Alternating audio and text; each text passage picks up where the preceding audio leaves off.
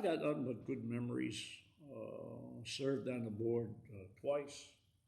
Once back in '84 with O'Grady, Jim Janis, Larry Conway, Bob Lober. Oh, the first time I ever went to the old First Step House, which was above Bremer Stationery, was the Eleanor Club.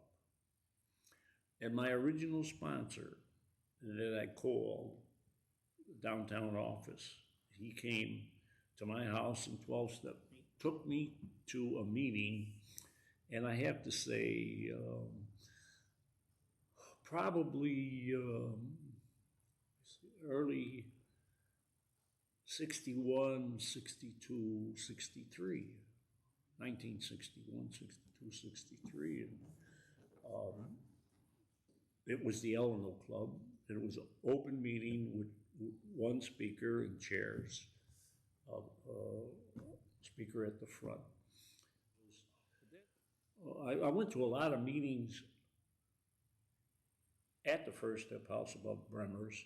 And the funniest story that I could tell you that I remember about it is it was the smoking era. And everybody smoked.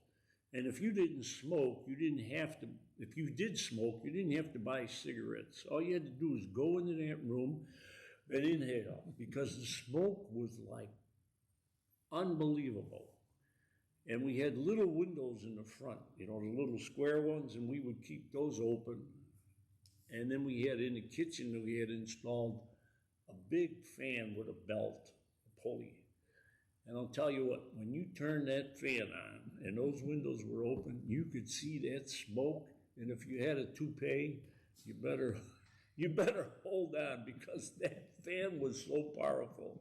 It just took every ounce of smoke right out of there. We had a good friend of mine was the custodian, which was Jack Escher. And he was a custodian for quite a few years. And he was a great guy. He had a terrific program. He had a positive attitude. And he was a good custodian. He worked with a lot of residents and helped a lot of residents. So I forgot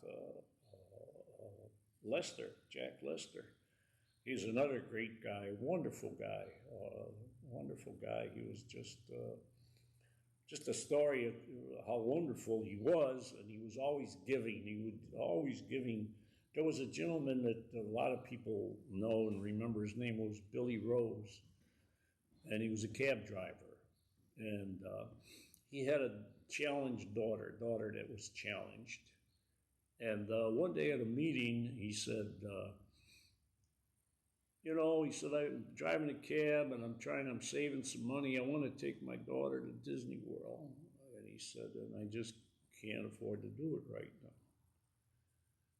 So Jack Lister bought him airline tickets for him and his daughter, and some Disney passes, and a motel close to Disney.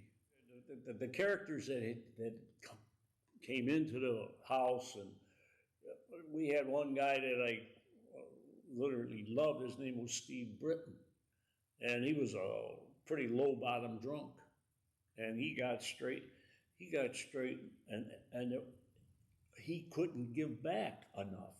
Everything he tried to do, I mean, he just was so enthusiastic. He was continually giving back, trying to help. He was helping a lot of people.